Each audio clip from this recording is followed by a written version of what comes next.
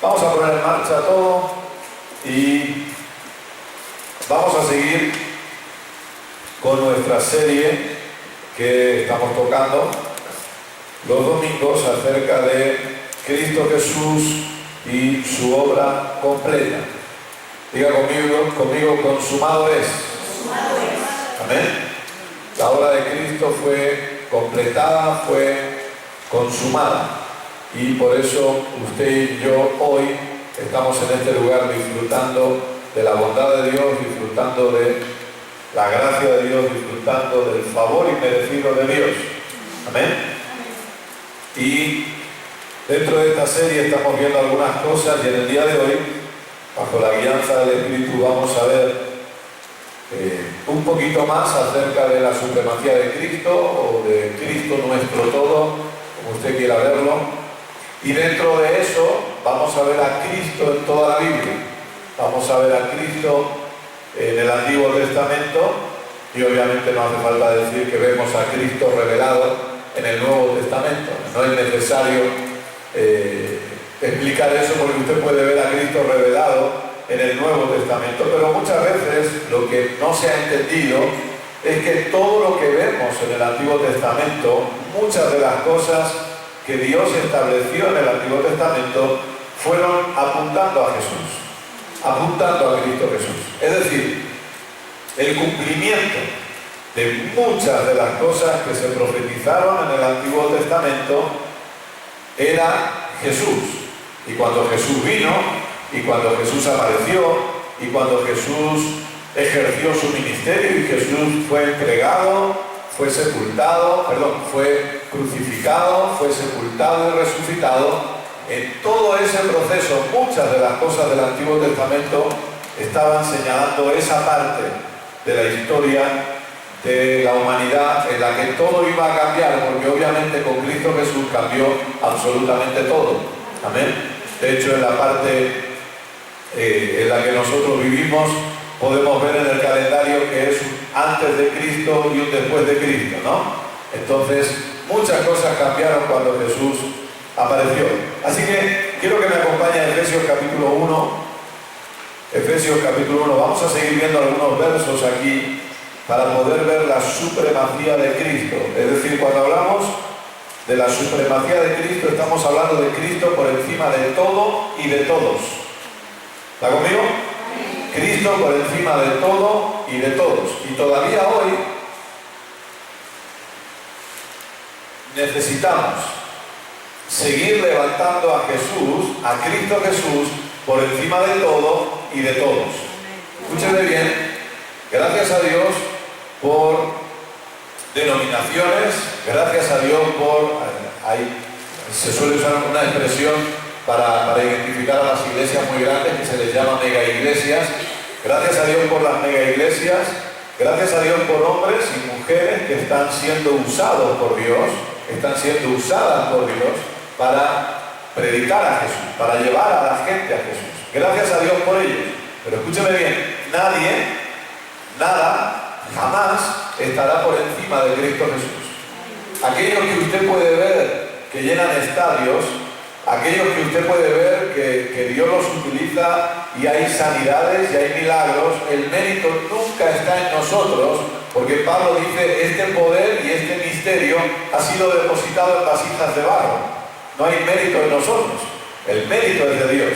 Por eso jamás se debe exaltar a un hombre o exaltar a un ministerio por encima de Cristo Jesús. Siempre Cristo Jesús debe estar por encima. Lamentablemente a veces hoy eso se pierde un poco, se pierde esa realidad y la gente, entre comillas, sin darse cuenta a veces, pero muestran cierta idolatría hacia hombres ungidos o hacia mujeres ungidas. Pero repito, Cristo está por encima de todo y de todos. Nadie puede ocupar el lugar de Cristo Jesús. Nadie nunca jamás va a poder ocuparlo. Él está por encima. Por eso hablamos de la supremacía de Cristo, es decir, Él por encima de todo, Él por encima de todo. Veamos algunos versos más, vimos la semana pasada algo y hoy vamos a seguir viendo algunos. Dice así Efesios capítulo 1, versos del 20 al 23. ¿Lo tienen? Dice: la cual operó en Cristo, resucitándole de los muertos y sentándole a su diestra en los lugares celestiales, sobre todo principado, sobre toda autoridad, sobre todo poder, sobre todo señorío y sobre todo nombre que se nombra. ¿Ha quedado claro que Jesús está por encima de todo? Creo que Pablo lo explica bien, ¿no? Entonces, sobre todo nombre que se nombra, no solo en este siglo, sino también en el venidero. Es decir, da igual lo que venga después, Cristo va a seguir estando por encima. Da igual lo que venga después, Cristo va a seguir estando por encima. Y sometió, ¿cuántas cosas?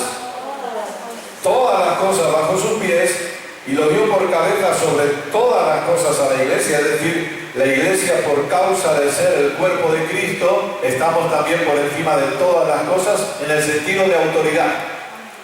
En el sentido de autoridad, Cristo Jesús nos ha delegado plenamente su autoridad a nosotros, porque la misma autoridad que tiene la cabeza la tiene el cuerpo, ¿verdad? Cuando usted se enfrenta a un policía, usted sabe que todo el policía tiene autoridad, ¿no? No es que la cabeza está por un lado y el cuerpo por otro. Se dice, bueno, la cabeza del policía que tiene la gorra tiene autoridad, pero el resto del cuerpo no. No, todo el policía tiene autoridad. Esto es igual. Cristo es la cabeza de la iglesia, usted y yo somos el cuerpo somos la iglesia, por lo tanto tenemos la misma autoridad. No está la cabeza por un lado y el cuerpo por otro. No, somos uno en Cristo y tenemos la autoridad. Cuando aquí dice que la iglesia está por encima de todas las cosas, se refiere a la autoridad. Usted está por encima de la enfermedad. Usted está por encima de la escasez. Usted está por encima de la pobreza. Usted está por encima de la corta vida. Usted está por encima de las desgracias, de los ataques del enemigo. Usted está muy por encima de todo eso. Usted está por encima de la falta de trabajo. Usted está por encima de la crisis. Usted está por encima de todo eso, de todo lo que quiera atacar a su familia. Usted está por encima porque usted tiene la autoridad de Dios en usted. Amén. La misma autoridad que Cristo tiene es la que usted tiene, no una diferencia. Amén. Y es una autoridad máxima. Nadie tiene más autoridad en esta tierra que la iglesia de Jesucristo, quien es su cuerpo. Esa es la realidad. Ahora, necesitamos entender esa autoridad. Obviamente esa autoridad no ha sido dada para que controlemos a las personas. No tiene nada que ver con eso. Esa autoridad ha sido dada para que gobernemos y establezcamos el reino de Dios aquí en la tierra. Amén. Prediquemos a Jesús y llevemos a la gente a Jesús. Y dice, y lo dio por cabeza sobre todas las cosas a la iglesia, la cual es su cuerpo, la plenitud de aquel que todo lo llena en todo. Es decir, Cristo Jesús llena todo en todo. Efesios capítulo 4. Apocalipsis, pastor ha dicho Apocalipsis. Sí, Apocalipsis, ahora iremos. Pero no hace falta que se asuste todavía. Más tarde. Efesios capítulo 4, verso 10. ¿Lo tiene? Efesios 4, 10. ¿Sí? El que descendió, obviamente está hablando de Jesús, cuando descendió a los infiernos después de morir, es el mismo que también subió por encima de todos los cielos para llenarlo todo. ¿Jesús lo llena qué? Todo. ¿Sabe qué? Cuando usted entiende esto, usted entiende que Cristo en su vida lo llena todo. Que usted en Cristo está absolutamente satisfecho. Ahora veremos por qué es importante esto. Apocalipsis capítulo 22.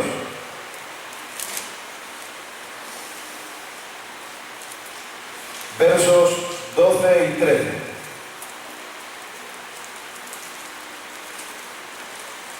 Apocalipsis capítulo 22, versos 12 y 13.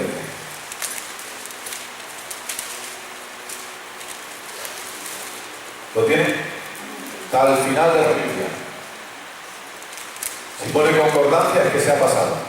Sigue un poquito más para adelante. Apocalipsis 22, 12. ¿Lo tiene? He aquí yo vengo pronto y mi galardón conmigo, está hablando Jesús, para recompensar a cada uno según sea su obra. Yo soy el alfa y la omega. Recuerden que alfa y omega son las letras del abecedario griego, la primera y la última. El principio y el fin. El primero y el último. Él es todo. Cristo Jesús es Dios hecho carne. Y eso es innegociable. Recuerde que cuando hablamos de sectas, toda secta tiene que ver con sacar la deidad de Jesús. Tiene que ver cualquier tipo de secta que usted escuche, lo primero que van a decirle es que Jesús no es Dios. Pero Jesús es Dios. Van a tratar de anular la deidad de Jesús. Quizá ahora no tan directamente para tratar de convencer a más número de personas, pero al final ellos niegan la deidad de Jesús. Sin embargo, queda claro que Él lo es todo. Él es el primero y el último, el principio y el fin. La Biblia dice en Hebreos que Él es el autor y el consumador de nuestra fe. No tendríamos fe si no fuera por Jesús. La fe no tendría sentido si no fuera por Jesús. ¿Me está escuchando? La fe no tendría sentido si no fuera por Cristo Jesús. Él lo es todo. Ahora, el punto es este. La Biblia nos deja bien claro que Jesús lo es todo. La pregunta es si yo tengo claro que Jesús lo es todo en mi vida. Ese es el punto. Porque para Dios está claro y Él nos transmite por medio de su palabra que Cristo Jesús lo es todo. Que Él lo abarca todo. La pregunta es, ¿Cristo Jesús lo es todo para mí? Pero pastor, ¿por qué es esto importante? Cuando Cristo Jesús es mi todo, todo lo demás pierde valor. Todo lo demás pierde importancia. De hecho, Pablo decía en Filipenses 3, yo tengo todas las cosas por basura con tal de conocer a Cristo. Cada vez más. Cuando todo lo demás pierde valor en su vida, usted va a poder caminar como lo que es. La Biblia dice en Romanos capítulo 6 que usted está bajo la gracia y que por causa de estar bajo la gracia el pecado no se enseñorea de usted. ¿Sabe por qué? ¿Sabe cuál es la base de todo pecado? La falta de confianza en Dios. La falta de confianza en Dios es la base de todo pecado. Por lo tanto, hablamos de orgullo. ¿Sí o no? ¿Está de acuerdo conmigo? Analice la Biblia cada pecado cometido por el ser humano y se dará cuenta que la raíz se llama orgullo. Eso fue un estudio que yo hice, ya se lo digo ahora. ¿Cuál fue el pecado que convirtió a Lucifer o a Luzbel en Satanás? El orgullo. ¿Cómo quería ser? Quería ser como Dios. Quería poner su trono por encima del de Dios. ¿Cuál fue el pecado de Adán? La alta traición de Adán. ¿Por qué Adán cometió alta traición? Porque se dejó engañar pensando que Dios les había engañado y que ellos podían ser mejores de lo que eran. ¿Sí o no? Todo pecado tiene su base en no confiar en Dios, por lo tanto el orgullo. Porque cuando yo confío en Dios me dejo ayudar por Dios. ¿Sí? Cuando confío en alguien me dejo ayudar por esa persona. ¿Sí? Cuando yo entiendo que Cristo es mi todo, cuando yo entiendo que en Cristo estoy suplido, que en Cristo ya está todo suplido y estoy completo, usted va a caminar por encima del pecado, porque la tentación no va a tener poder sobre usted, porque aquello que no le atrae no le puede tentar. ¿Me estoy explicando? Aquello que no me atrae no me puede tentar. Entonces, usted me puede, si yo decido hacer algo de dieta, por ejemplo, ¿no? Usted me puede decir, bueno, te voy a poner, no sé, un pastel de nata por todos lados. Nata por aquí, nata por allí, por debajo, por arriba, por el centro. Nata por todos lados. Para tratar de conseguir que te salte la dieta. ¿Sabe qué? Usted no me va a tentar con eso porque no me atrae la nata, no me gusta. Como no me gusta la nata, no me voy a sentir tentado. ¿Me explico? Ahora, ayer estábamos paseando con unos amigos y pasamos por delante de una pastelería típica de un pueblo, porque estábamos en un pueblo de aquí, de Cataluña, y de repente había un roscón así de cabello de ángel. Ah, eso sí me atrajo. No lo compré, resistí la tentación. Fui tentado, pero la gracia de Dios me ayudó. Pero aquello que a usted no le atrae, usted no puede ser tentado por eso. Si usted tiene su satisfacción en Cristo, usted no va a ser tentado por todo lo demás, porque usted se siente satisfecho en Cristo. Usted entiende que Cristo Jesús es su todo y que no necesita nada más. Te dije, le voy a tentar con drogas. No necesito drogas porque Cristo me completa. No condeno al que toma drogas, entiéndame por favor. Pero yo no las necesito porque en Cristo estoy completo. No necesito fumarme un cigarro para tranquilizarme porque Cristo es mi paz. No necesito emborracharme para tener una tarde divertida porque Cristo es mi gozo. No lo necesito. Aquello que no me atrae no me puede tentar. Y cuando entiendo que Cristo es mi todo, entonces no voy a ser tentado.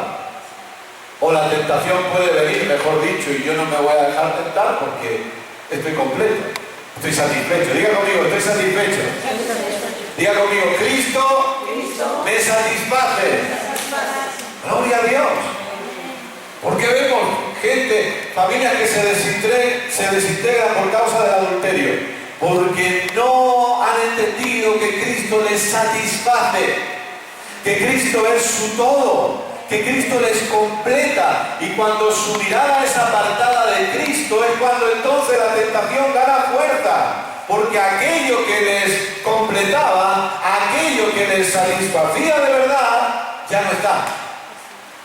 Pero cuando yo mantengo mi mirada en Cristo y entiendo que Cristo me satisface, que Cristo es mi todo y que todo lo que tengo es gracias a que Cristo me lo ha dado por su gracia. Mi esposa es un regalo de Dios para mi vida. Mis hijos son un regalo de Dios para mi vida. Pero quien me completa no es mi esposa. Quien me completa no son mis hijos. Quien me completa no es mi trabajo, mi negocio o en mi caso el ministerio, el ser pastor de una iglesia. Eso no es lo que me completa. Quien me completa se llama Cristo. De forma que yo podría perderlo todo y seguir sintiéndome completo y satisfecho porque en Cristo estoy completo. Entienda el ejemplo que le pongo, gracias a Dios no lo voy a perder. Pero es para que lo entendamos. Un coche no nos puede completar por muy bonito que sea, más que lo que Cristo me completa. Una casa no me puede completar más de lo que Cristo me completa. Dinero no me debe completar más de lo que Cristo me completa. Y todo eso son buenas cosas. ¿He dicho que algo de eso es malo? No. Cuantos mejores coches usted tenga, mejor. Cuantos mejores casas usted tenga, mejor. Cuanto más dinero usted tenga, mejor. Mejor ropa, lo que usted quiera. Pero lo que estoy diciendo es que usted se siente satisfecho en Cristo, no en lo que tiene. Lo que tiene es un regalo de la gracia de Dios. Pero quien le satisface es Cristo, porque Cristo es su todo. Diga conmigo otra vez, Cristo es mi todo. Cristo me satisface. Aleluya. Hay gente que adora su casa, literalmente adora su casa. Y no me quiero mal explicar, yo no estoy diciendo que usted no cuide de su casa. Una cosa es no adorar la casa y otra cosa, con perdón, es ser un guarro, ¿no? Eso es otra historia. No. Pero adoran su casa, adoran su coche. Si ven hoy una picadita en su coche, le puede dar un infarto. Ay, no, me duele más a mí que al coche. Como si le hubieran dado un cuchillo por aquí. Pero ¿sabe quién le completa a usted? Cristo. Necesitamos llegar a ese punto. Necesitamos llegar al punto donde digo, gracias Dios por mi coche, gracias Dios por la casa, gracias Dios por el trabajo, por el negocio, por lo que sea, pero yo estoy completo solamente en Cristo. Yo me siento satisfecho solamente en Cristo. Amén. Colosenses, por favor.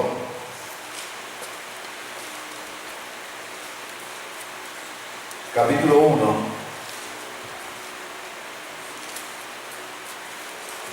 vamos a ver algunos versos aquí en Colosenses. Colosenses capítulo 1, vamos a leer versos del 15 al 20. Fíjense que la palabra de Dios es maravillosa.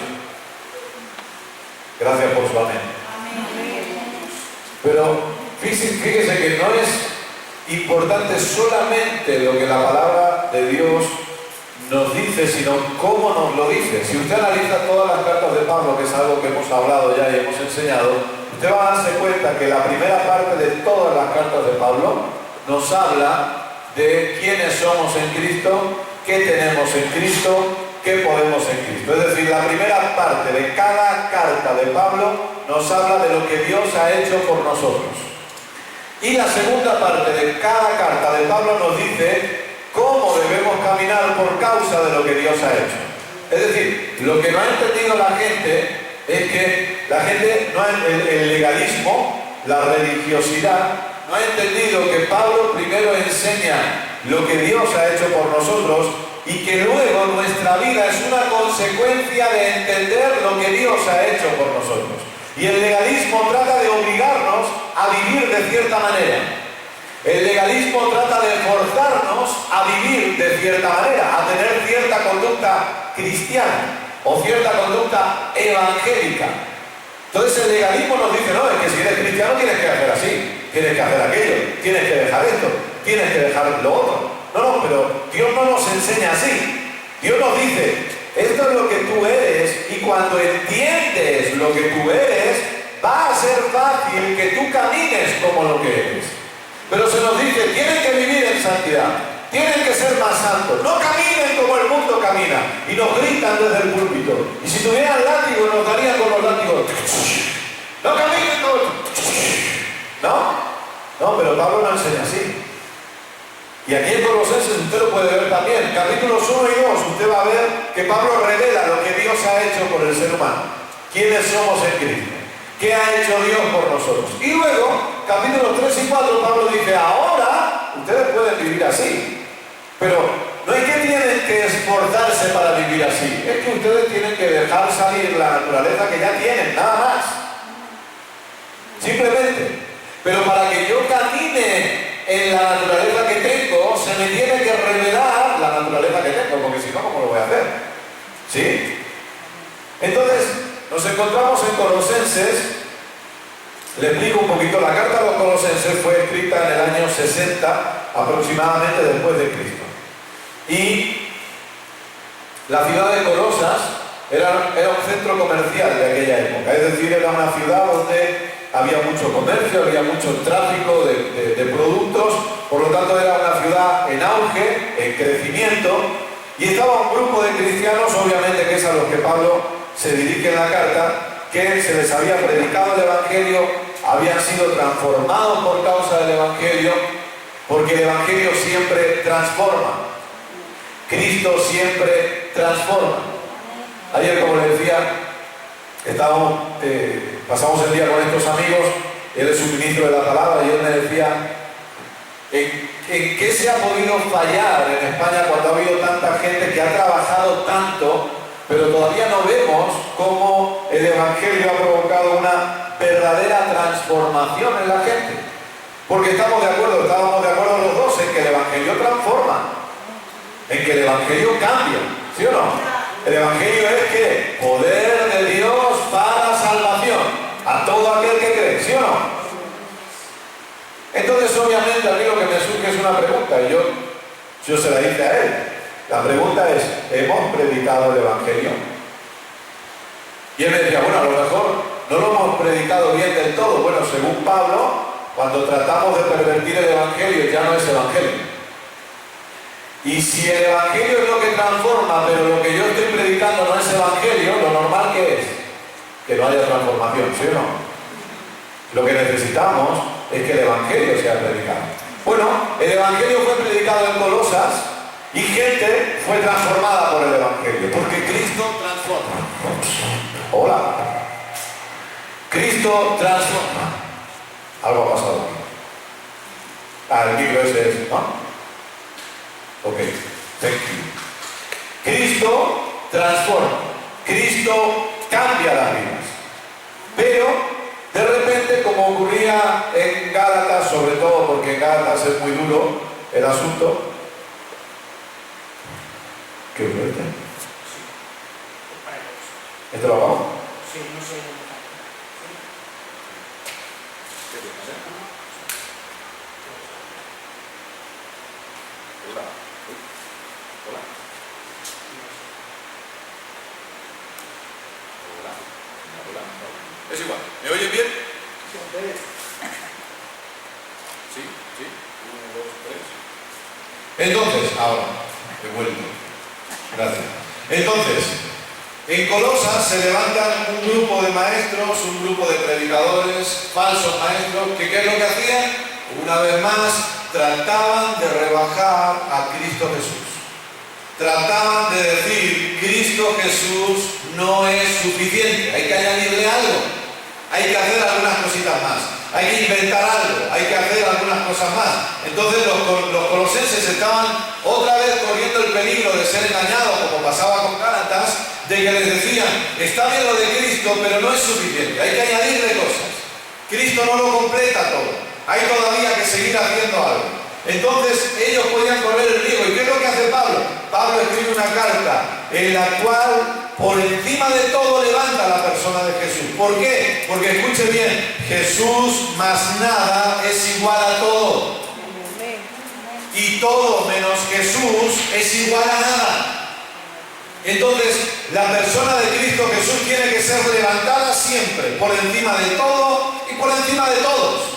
Absolutamente siempre. Y Pablo les escribe, y usted va a ver, si usted lee la carta a los colosenses cuando tenga un rato y le parezca bien en casa, usted va a ver cómo Pablo levanta a la persona de Jesús.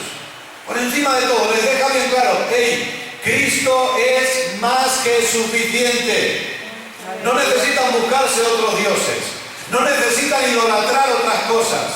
No necesitan tratar de encontrar en otro o en otras cosas lo que se supone que les falta, porque con Cristo lo tienen todo.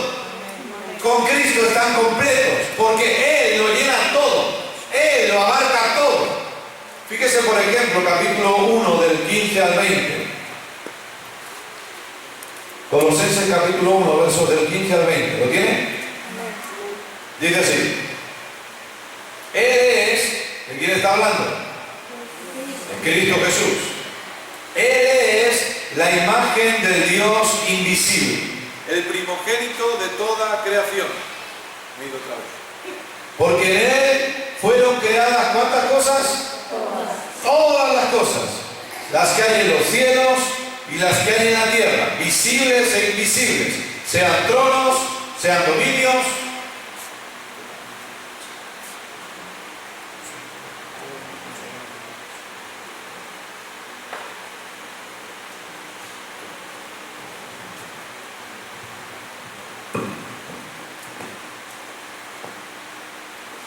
Sean dominios, sean principados, sean potestades. Todo fue creado por medio de Él. ¿Y para quién? Y para Él. Y Él es antes de todas las cosas. Y todas las cosas en Él subsisten, en Él se aguantan. Y Él es la cabeza del cuerpo que es la iglesia. Él, que es el principio, el primogénito de entre los muertos, para que en todo tenga la preeminencia. Por cuanto agradó al Padre que en Él habitase toda plenitud, y por medio de Él reconciliar consigo todas las cosas, así las que están en la tierra como las que están en los cielos, haciendo la paz mediante la sangre de su cruz. Fíjese cómo Pablo levanta a Jesús, levanta a Cristo Jesús. Una vez más, escuche, Jesús más nada es igual a todo. No se le debe añadir nada. No se completa con nuestra oración, no se completa con nuestro ayuno, no se completa con nuestro ir a la iglesia, no se completa con nuestro dar dinero a la iglesia. No, no, no, no. Jesús más nada es igual a todo. No quiero que, escúcheme bien, todavía no, estoy ahí a mitad predicación. No quiero mal explicarme, pero escuche bien ahora, porque esto a lo mejor le golpea ahí un poquitito, ¿no? Pero escuche, no es Jesús más mi oración. Jesús no necesita de mi oración para ser todo en todos. No es Jesús más mi ayuno. Jesús no necesita de mi ayuno para ser todo en todos. No es Jesús más ir a la iglesia. Jesús no necesita que yo vaya a la iglesia para que Él lo sea todo. ¿Está conmigo? Ahora, en ningún momento, si usted me ha escuchado atentamente con los oídos que Dios le ha dado, yo he dicho que la oración es algo malo, he dicho que ir a la iglesia es malo, he dicho que ayunar es malo, no. Pero Jesús no necesita de eso para hacerlo todo. Él lo es. Él es todo. De hecho, Jesús ni siquiera necesitaba que yo naciera de nuevo para que Él siga siendo todo. El punto es cuando Jesús se vuelve todo para mí. Porque cuanto más oro, voy a ser más consciente de que Cristo lo es todo para mí. Cuanto más pueda ayunar o cuanto más pueda venir a la iglesia y sentarme a escuchar la palabra me va a hacer ver que Cristo lo es todo para mí. Pero Cristo no necesita que yo me congregue para que Él lo sea todo. Sin embargo, yo necesito congregarme para darme cuenta que Cristo lo es todo para mí. Cristo no necesita que yo ore para que Él lo sea todo, pero yo necesito orar para que en mis tiempos de oración me dé cuenta que Él lo es todo para mí. Que mi vida depende de Él y que mi vida sin Él no tiene sentido, no vale, no sirve para nada. Cristo no necesita que yo ayune para que Él sea mi todo, pero cuando yo me aparto cierto tiempo, en vez de comer, decido orar, decido estudiar la palabra, voy a darme cuenta que Cristo lo es todo para mí. ¿Estoy explicando? Colosenses capítulo 2. Oh, gloria a Dios. Esto es tan bueno.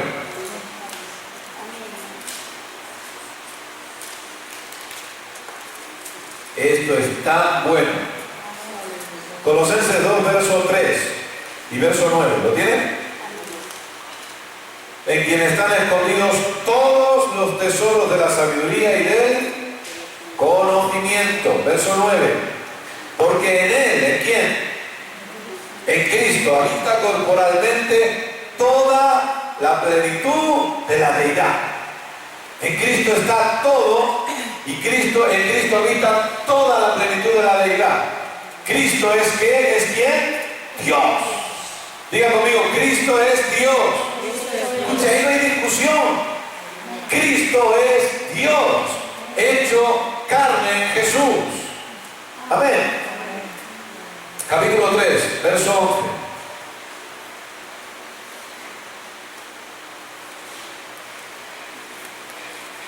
Donde no hay griego ni judío, circuncisión ni incircuncisión, bárbaro ni escita, siervo ni libre, sino que Cristo es el todo y en todos. Pastor, ¿qué es lo que quiere que yo sepa? Yo quiero que usted sepa que Cristo es su todo. Él es todo para usted. Él le completa, Él le satisface y por lo tanto usted no necesita buscar otros ídolos, no necesita buscar otras cosas que le satisfagan porque en Cristo está satisfecho. Amén. Volvamos al capítulo 2 de Colosenses. Y vamos a ver ahora cómo el Antiguo Testamento, y digo Antiguo Testamento, porque a veces la gente divide la Biblia y dice Antiguo Pacto y Nuevo Pacto. No, la Biblia está dividida en Antiguo Testamento y Nuevo Testamento. No es lo mismo. En el Antiguo Testamento usted tiene varios pactos, no uno solo. Por lo tanto, no se puede dividir como el viejo pacto o el antiguo pacto, no. Cuando nosotros hablamos del antiguo pacto, se habla del antiguo pacto de la ley. Pero en el Antiguo Testamento, usted tiene un pacto que Dios hace con Abraham. Usted tiene un pacto que Dios hace con Noé, antes de Abraham. Es decir, hay varios pactos en el Antiguo Testamento, ¿sí? Entonces, cuando hablamos del Antiguo Testamento, hablamos de la parte que usted tiene en su Biblia desde Génesis hasta Malaquías, ¿sí? Cuando hablamos del Nuevo Testamento, hablamos a partir de Mateo. Aunque recuerde que Mateo, Marcos, Lucas y Juan son 4 libros que nos relatan la vida de Jesús y por lo tanto nos relatan un tiempo bajo la ley. No es el nuevo pacto tampoco. Entonces, hablamos del Nuevo Testamento, sí, pero no del Nuevo Pacto, porque el Nuevo Pacto no comienza en Mateo 1:1. El Nuevo Pacto comienza en Hechos capítulo 1, quizá un poquito antes, cuando la Biblia nos relata la ascensión de Cristo. A partir de ahí empezamos a funcionar en el Nuevo Pacto. Se establece el pacto de la gracia. Amén. Entonces vemos que cuando Jesús caminó por esta tierra, Él caminó bajo la ley. Gálatas capítulo 4, verso 4, dice, nacido bajo la ley. Entonces todo lo que Jesús habla, todo lo que Jesús hace, lo hace porque Él viene con una misión, que esto lo veremos más adelante, y era una de las misiones que Jesús tenía, era cumplir la ley. Cumplir aquello que nadie podía cumplir. ¿Sí? Ya lo iremos viendo. Capítulo 2 de Colosenses, versos 16 y 17. Dice así, ¿lo tiene? Por tanto, nadie os juzgue en comida o en bebida, o en cuanto, escuche bien, o en cuanto a días de fiesta, luna nueva o días de reposo. Todo lo cual es que, ¿qué dice? ¿Y dónde está escrito? Usted está leyendo la Biblia, ¿verdad? ¿Está leyendo la Biblia? ¿Sí? ¿Y qué dice? Es sombra. ¿Es qué? ¿Sombra de qué? De lo que ha de venir. Pero el cuerpo es de Cristo. Ah, fíjese que dice, nadie os juzgue en comida, en bebida, fiestas, luna nueva, días de reposo, porque todo esto es sombra de lo que había de venir. ¿Qué es lo que había de venir? Cristo. ¿A qué apunta todo esto? A Cristo. Yo quiero que me entienda bien ahora, por favor. Yo sé que usted me entiende bien, pero a veces yo no me explico bien. Escuche, yo respeto absolutamente cualquier ritual y cualquier cosa que usted quiera hacer, pero el punto es este, querido, querida.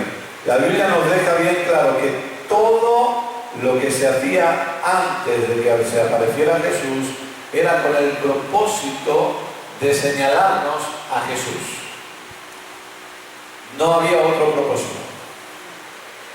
Y que entonces, cuando Jesús aparece, pierden el propósito y por lo tanto ya no hay por qué seguir haciendo. ¿Está conmigo? Juan capítulo 5, verso 39. Juan capítulo 5, verso 39.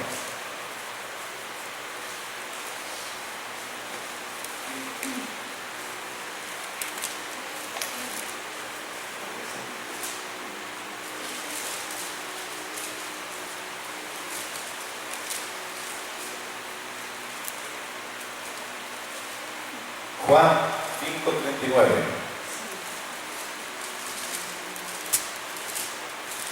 ¿Lo tienen?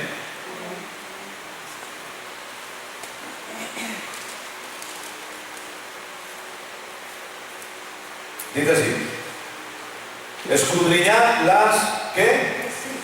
Las Escrituras. Obviamente está hablando Jesús, ¿sí? Y la pregunta es, ¿de qué Escritura se está hablando? específicamente de qué? El Antiguo Testamento. ¿Qué son las Escrituras para ellos? No se había escrito Mateo, Marcos, Lucas, Juan, Pablo no estaba todavía convertido, no existía el Nuevo Testamento. ¿Está de acuerdo conmigo? Cuando Jesús le dice escudriñar las Escrituras, ¿qué les está diciendo? Lo que está escrito por Moisés, el Pentateuco, lo que han dicho los profetas y está declarado, los libros de crónicas, los libros de los reyes, escudriñar todo eso. Pero fíjese, porque a vosotros os parece que en ellas tenéis la vida eterna. ¿Qué les dice? A vosotros os parece, pero ellas son las que dan testimonio ¿de quién? De mí. Escuche, hay gente que dice, la palabra salva. No, la palabra no salva. Cristo salva. Y la palabra me da testimonio ¿de quién? Escuche, si las Escrituras del Antiguo Testamento me dan testimonio de Cristo, obviamente todo el Nuevo Testamento revela a Jesús como nunca antes había sido revelado, sin ningún tipo de duda, como la imagen del Padre, como el Salvador, el Redentor, Dios hecho hombre, ¿sí? Pero Jesús les dice, escudriñad las Escrituras porque vosotros pensáis que en ellas tenéis la salvación, pero no. Ellas dan testimonio de mí. La salvación no viene por las Escrituras, la salvación soy yo. La salvación no viene por creer las Escrituras, la salvación viene por creer en mí. Porque vuestra fe en las Escrituras, vuestra fe en lo que Moisés ha escrito no os va a salvar, vuestra fe en mí es lo que os va a salvar. ¿Me estoy explicando? ¿Qué es lo que Jesús está tratando de dejar claro? Sigo siendo yo por encima de todo y por encima de todos. Y lo que habéis leído antes me señala a mí. Por eso vimos la semana pasada que en Lucas 4 Jesús se sienta en la sinagoga, coge el rollo del libro de Isaías, se pone en pie y lee, el Espíritu del Señor está sobre mí, me ha ungido para esto, para aquello, para tal, para tal, para tal. Se siente y dice, escuchadme bien, esta escritura se ha cumplido hoy delante de todos vosotros. Es decir, ¿de quién habla Isaías? De mí. Eso es lo que les digo. Vimos la semana pasada el camino a Emaús, ¿se acuerdan? Cuando estos seguidores de Jesús estaban tristes, estaban deprimidos, en el camino a Emaús iban contando tristes que Jesús había muerto, que habían vivido, estaban como los abuelos que cuentan las batallas de la guerra, ¿no? ¿Te acuerdas aquellos años? Ellos estaban igual. ¿Te acuerdas cuando estábamos con Jesús? ¿Te acuerdas cuando repartió los panes y los peces ahí a una multitud? ¿Te acuerdas? Sí, hombre, claro que me acuerdo. Qué lástima que se haya muerto. Y se les aparece Jesús. Y la Biblia dice que les abrió las Escrituras y les enseñó cómo las Escrituras hablaban de Él y de dónde Moisés hablaba de Él. ¿Quién hablaba de Él? Las Escrituras. Entonces, el punto es este. Todo lo que usted ve en el Antiguo Testamento, usted puede ver que Pablo en Colosenses dice, el día de reposo, la comida o la bebida. ¿Por qué comida o bebida? Recuerde que están en Colosas. Recuerde que es una ciudad en auge, que es una ciudad de mucho negocio y que hay un grupo que está creyendo en Jesús, pero que hay otros que les están diciendo no es suficiente Jesús, hay que añadir. ¿Qué hay que añadirle? Cosas de la ley. ¿Qué hay que añadirle? Hay que practicar el día de reposo, el sábado, hay que practicarlo. Hay que practicar el tema de la comida, no se puede comer cerdo. Pero Jesús, está bien lo de Jesús, pero no se puede comer cerdo, porque si comes cerdo te pierdes. Si no practicas el día de reposo te pierdes. Entonces, Pablo en Colosenses le dice, nadie os juzgue con comida o bebida. Nadie os juzgue en días de fiesta, en las lunas nuevas o en el día de reposo. ¿Por qué? Porque todo eso era una sombra de lo que había de venir. ¿Se acuerda usted cuando vino el pastor Jim Andrews? Y él puso este ejemplo. Y él dijo, si él hablaba de mí y de mi esposa, y él decía, si el pastor Kenneth está fuera, es normal que él me enseñe una foto de su esposa o que si se conecta, porque hoy tenemos tecnología, si se conecta por Skype, por lo que sea, le da un besito a la pantalla porque están distanciados, o mira la foto y dice, ay, mi esposa la echo de menos. Pero entonces el pastor Jim dijo, pero si el pastor Kenneth hiciera eso cuando su esposa está presente, tendríamos que orar por él, porque algo no está bien. Porque la fotografía está bien cuando la persona no está. Pero cuando la persona está, la fotografía pierde valor. ¿Sí o no? Como ahora, ¿no? Hablábamos con Gemima, ella tiene en su móvil la fotografía ¿de quién? De Lía, de su bebé. Pero ¿qué va a pasar cuando nazca Lía? La fotografía va a estar bien, pero a partir de ahí los besitos no van a ir al teléfono. ¿Van a ir a quién? A la bebé. Solo tenemos a mi cuñada con Julia. Y ahora nosotros tenemos que, está mi esposa ahí cada día, pasadme fotos, hoy no me habéis enviado fotos. Pero cuando tengamos a Julia en los brazos, ya no hará falta el teléfono, cogeremos a Julia y nos la comeremos. A besos a Julia. Eso es lo normal. Escuche, yo no juzgo, porque la Biblia dice que nosotros somos libres en Cristo y que nadie debe enviar nuestra libertad. Yo no juzgo lo que usted haga, pero este es el punto. Nadie es mejor por hacer lo que hace. O sea, si usted quiere respetar el día de reposo, hágalo, pero Dios no está ahí. Dios está en Cristo. Y tampoco se crea mejor que yo porque usted respeta el día de reposo. No se crea mejor que yo porque usted no come cerdo, porque Dios no está ahí. Dios está en Cristo. ¿Me estoy dando a entender? Porque todo lo que había ahí apuntaba a Jesús. Cristo está por encima. Yo leía un libro, y lo digo con todo el respeto del mundo, pero yo leía un libro y decía, la bendición sobre la iglesia va a venir cuando la iglesia bendiga a Israel, ore por Israel y colabore financieramente con Israel. Si eso no pasa, la bendición no va a venir sobre la iglesia. Entonces yo no estoy bendito en Cristo, sino que yo estoy bendito porque oro por Israel. Sé que no voy a buscar enemigos por esto, no tengo problema. Porque si me escuchan la predicación entera lo entenderán, si lo quieren entender. Pero resulta que como cristiano, yo no tengo que orar más por Israel que por Palestina. Como cristiano, yo no tengo que orar más por Israel que por ISIS, que está decapitando cristianos. Y sin embargo, tengo que amarles, tengo que perdonarles, tengo que bendecirles, porque bajo la gracia tengo la habilidad para perdonar a los que sin Dios no puedo perdonar. Bajo la gracia tengo la habilidad para amar a los que sin Dios no puedo amar. Bajo la gracia tengo la habilidad de bendecir a los que antes maldecía. ¿Me está entendiendo?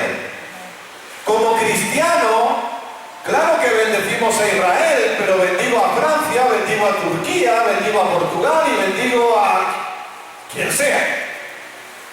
Porque el pueblo de Dios hoy no se llama Israel, se llama iglesia. Se llama el cuerpo de Jesucristo. Y la bendición no está porque yo oro por Israel, porque lo que me están diciendo es, Cristo está bien, pero hay que añadirle algo. Tú no vas a estar bendecido del todo por ser cristiano, tú vas a estar bendecido porque bendices a Israel. No, me niego. Lo siento, me niego rotundamente. Jesús más nada es igual a todo. Cristo es más que suficiente para la persona. Absolutamente es el todo en todos. Él está por encima de todo y de todos.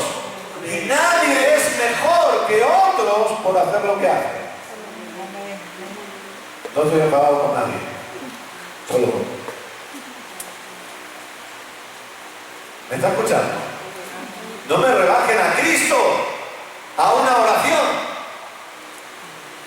Porque el punto es que lo que me está diciendo Pablo en Colosenses es, si tú quieres practicar el día de reposo, me parece 10 puntos, perfecto, pero no eres mejor por eso. Dios no te va a bendecir más por eso. ¿Y por qué no, Pablo? Porque Cristo es mi reposo hoy. Yo no necesito un día para estar en reposo. Cristo es mi reposo. Él es mi descanso. Él es mi paz. Él Y lo que antes practicaba el pueblo de Israel bajo el pacto de la ley era apuntando a Cristo. Les está diciendo, ahora tenéis un día de reposo, pero llegará un día que no tendréis un día de reposo, tendréis una persona en la cual podréis reposar, en la cual podréis descansar, y ese será el Salvador del mundo. Ese será el Mesías, el Redentor de toda la humanidad. Y en Él todos podemos reposar. Todos podemos descansar. En Cristo, quien es nuestro todo. Veamos algunas cosas. Ahora repito. No estoy en contra de que usted practique lo que usted quiera practicar, porque usted es libre en Cristo. Usted es libre. Y todos somos guiados por el Espíritu Santo. Y eso es lo importante. Entonces lo que practicamos es bajo la guianza del Espíritu Santo. Yo hablaba con esta persona que le comentaba, yo hablaba ayer, y yo le decía, a mí, personalmente, Dios me ha dado una instrucción, pero me la ha dado a mí. Y es que yo no hable públicamente ni de deportes, fútbol específicamente, ni de política. Porque me meto en líos, porque a veces tengo un carácter que gracias a Dios por su gracia lo controlo cada vez más, pero a veces no. Esa es la realidad. Y Dios me dio la orden, tú no hablas de esto, ni desde el púlpito, ni desde las redes sociales, ni cuando estés con gente. Pero eso Dios me lo dijo a mí. Usted no tiene por qué hacerlo. Y si yo me pusiera detrás de este púlpito y yo le dijera a usted, Dios nos prohíbe a todos que hablemos de política, eso es legalismo. Eso es tratar de imponer la libertad de una persona. No, Dios me habló a mí, a Kenneth, y me dijo, tú tienes que controlarte en esta área. Bueno, ya está. Esa es la libertad. Y yo no me estoy metiendo con su libertad. Yo lo que quiero es que usted vea que lo que usted hace ya no está Dios, sino que Dios está en Cristo. Que si usted ha sido guiado para no comer cerdo, gloria a Dios. Pero hay gente que ha pensado que es mejor. Y eso es lo que no está bien. No, no somos mejores. Simplemente estoy siendo guiado, como Dios le dijo al hermano Hegan, no tomes cafeína. Y él no dijo, soy mejor que tú porque no bebo cafeína. Y nunca lo predicó y nunca lo puso en sus libros. Dios nos prohíbe a todos tomar cafeína. No, Dios se lo dijo a él. Pero yo viajo a Tulsa y voy con el pastor Mark, ¿y qué hacemos? Nos tomamos un café con cafeína. ¿Por qué? Porque al pastor Mark Dios no le dijo nada y a mí tampoco. Entonces yo me tomo un cortado y no tengo problema. No sé si me estoy explicando. El punto es que somos libres. Libres para ser guiados, libres para seguir esa guianza y disfrutar de la vida con Dios. Pero nadie es mejor que el otro. Entonces cuando vemos en el Antiguo Pacto, en el Antiguo Testamento ciertas cosas, y yo le dije la semana pasada, cada vez que usted lea el Antiguo Testamento, léalo. Yo nunca le voy a decir que no lo lea, léalo, pero ore y diga, Padre, revélame a Cristo en este lugar. Quiero ver a Cristo revelado aquí. Revélame a Cristo. Y el Espíritu Santo se lo va a revelar. Porque todo lo que Dios hizo, hablo de lo que Dios hizo en el Antiguo Testamento, era apuntando ¿a quién? A Jesús. Si no, ¿qué es lo que representa el arca donde estuvo Noé? ¿Quiere ver a Jesús en el Antiguo Testamento? Mire el arca. ¿Qué ocurrió con los que estaban dentro del arca? Se salvaron. ¿Quién es nuestro Salvador? Cristo. ¿Dónde estamos nosotros hoy actualmente por creer, por poner fe en Jesús? Estamos en Cristo. Los que estaban en el arca se salvaron. Los que están en Cristo por su gracia somos salvos. Ahí ve a Cristo, en un arca representada. ¿Quiere ver a Cristo en el Antiguo Testamento? Mire a Abraham cuando Dios le dijo, entrégame a tu hijo. Entrégame a tu único hijo. ¿Por qué Dios le dijo eso? Porque el pacto tenía que ser estable y tenía que ser legal. Y la legalidad del pacto se demostraba en que Abraham confiaba en Dios al máximo. Y Abraham dijo, yo no sé cómo Dios lo va a hacer, pero Él me ha prometido una descendencia por medio de este. Si me dice ahora que se lo entregue, algo hará. Porque este es el de la herencia. Este es el de la descendencia. Por lo tanto, vamos, subamos y volvamos. Pues ya volveremos todos sanos y salvos. Y cuando Abraham preparó todo, se presentó el ángel y dijo, no hace falta, porque Dios se ha provisto. ¿De qué se ha provisto? De una ofrenda para sacrificarla. Y desde ese momento Abraham llamó a ese lugar Jehová Nisi, que significa Jehová proveerá. ¿Sí? Ahora la gente usa el... No, Dios es Jehová Nisi porque Él proveerá. Escuchen, ahí no está, y lo usa para hablar de finanzas. No está hablando de finanzas ahí. Jehová Nisi no es Dios proveerá dinero. No, Jehová Nisi ya fue cumplido. Ya no es Dios proveerá, porque no es el Señor proveerá, porque eso es una profecía diciendo Dios se proveerá de una ofrenda perfecta para salvar a la humanidad. Ese es el Dios proveerá. No habla de dinero, habla de Jesús. Porque Dios le dijo a Abraham, hay una ofrenda ya preparada. ¿Sabe qué está diciendo? ¿Quiere ver a Jesús en el Antiguo Testamento? Esa ofrenda es Jesús. Esa ofrenda es Jesús. Porque Jesús fue la ofrenda perfecta que se ofreció por toda la humanidad. Ahí usted puede ver a Jesús.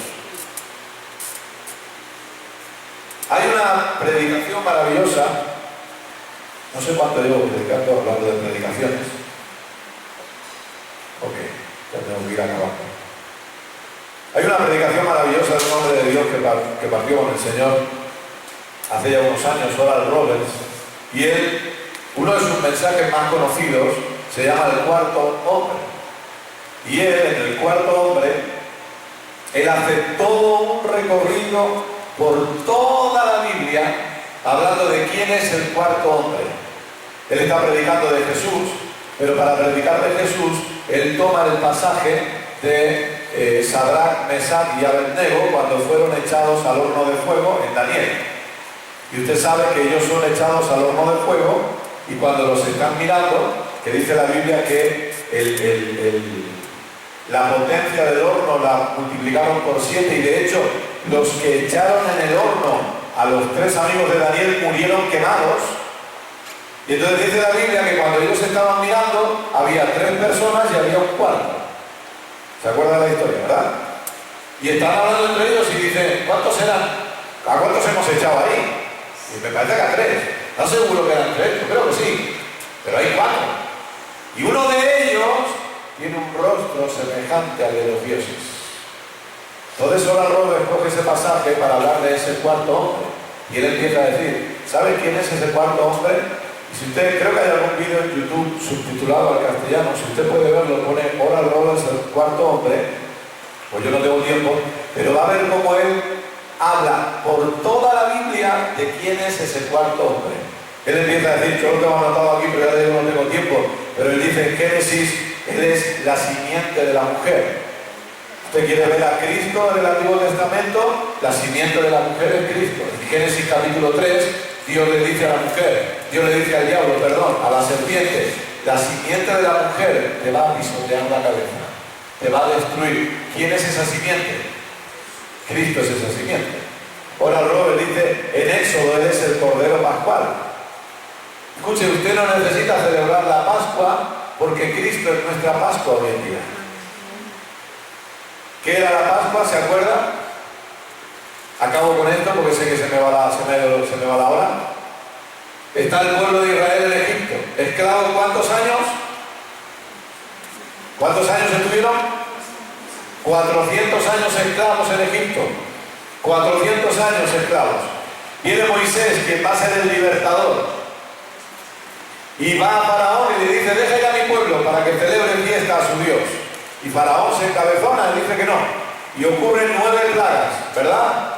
las diferentes plagas, las ranas, las langostas, el agua se vuelve sangre, etcétera, etcétera. Usted lo tiene en Éxodo, los primeros capítulos. Pero cuando va a llegar la 10ª plaga, es la plaga de los primogénitos. Y la plaga de los primogénitos es que la muerte se va a pasear por todo el lugar y los primogénitos de cada familia, es decir, el primer hijo varón de cada familia va a morir. Entonces, para proteger a su pueblo, para proteger Dios a su pueblo, les dice: cojan un cordero, el más hermoso, el más bello, sin defecto alguno, lo sacrifican y con la sangre pintan el dintel de la puerta, el marco de la puerta, los dinteles con la sangre del cordero, y durante la noche ustedes no tengan temor, se sientan y cenan ese cordero, que la muerte va a ir paseándose, pero allí donde esté la sangre, la muerte no va a entrar. Bueno, ahí usted ve a quién, a Cristo. Ahí usted ve la sangre de Cristo representada. Obviamente es una representación, porque es una ¿qué? Es una sombra. Es una sombra. La sombra siempre es menor, pero nos da una idea. Hoy usted está cubierto por la sangre de Jesús. Hoy la sangre de Cristo sigue viva, clamando delante del Padre por la justicia del ser humano. La justificación del ser humano por medio de ese sacrificio perfecto. Esa sangre hoy sigue viva. Porque la sangre de Jesús no ha muerto. Está viva porque en Él no había muerte. Porque en Él no había semilla de pecado. En Él no había muerte, no había naturaleza de pecado. Jesús no hubiera muerto nunca si no lo hubieran clavado en una cruz, en la cual Él dio su vida. Recuerde, no fue un asesinato, Él dio su vida por nosotros.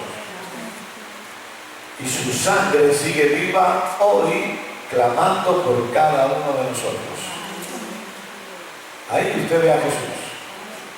Escuche, acabo con esto, seguiremos la semana que viene, bajo la guianza del Espíritu Santo. Pero escuche bien, ¿cuál es el punto de todo esto? Que usted sepa que Cristo está completo y que usted a Cristo no puede añadirle nada. No trate de añadirle nada, Él lo es todo. Él lo cubre todo, Él lo llena todo. No lo hemos leído, pero en Colosenses 2:10, usted lo sabe bien porque lo nombro mucho. En Cristo estamos completos. En Cristo estamos completos. En Cristo no nos falta nada. Usted salga de aquí recordando a Jesús, más nada es igual a todo y todo menos Jesús es igual a nada. No sirve. Yo no tengo que añadirle nada a Jesús, Él me completa. Él lo llena todo. Yo no tengo que tratar de añadir ciertos rituales del Antiguo Testamento, porque Jesús lo es todo. Jesús lo completa todo. Póngase de pie, por favor. Oh, gloria a Dios. Dios es tan bueno. Aleluya. Gloria. Dios es bueno. Amén. Y usted está completo en Cristo. Usted está completa en Cristo. A usted no le falta nada. Cuando usted entiende eso, la tentación no tiene poder en usted porque usted está satisfecho. Usted está satisfecha. Amén. Padre, te damos muchísimas gracias por la revelación de tu palabra. Gracias, Padre, por ser tan bueno con nosotros. Gracias porque podemos seguir entendiendo cada vez más que en Cristo estamos completos. En Cristo estamos satisfechos y que todo lo demás es siempre inferior a Cristo Jesús. Ayúdanos a mantener siempre esto en mente en el nombre de Jesús y a entender que esto nos ayuda en medio de la dificultad, sabiendo que Cristo siempre es más que suficiente frente a la enfermedad, frente a la pobreza, frente a los problemas familiares, frente a las crisis. Cristo sigue siendo siempre más que suficiente. Padre, gracias. Recibe toda la gloria en el nombre de Jesús. Amén.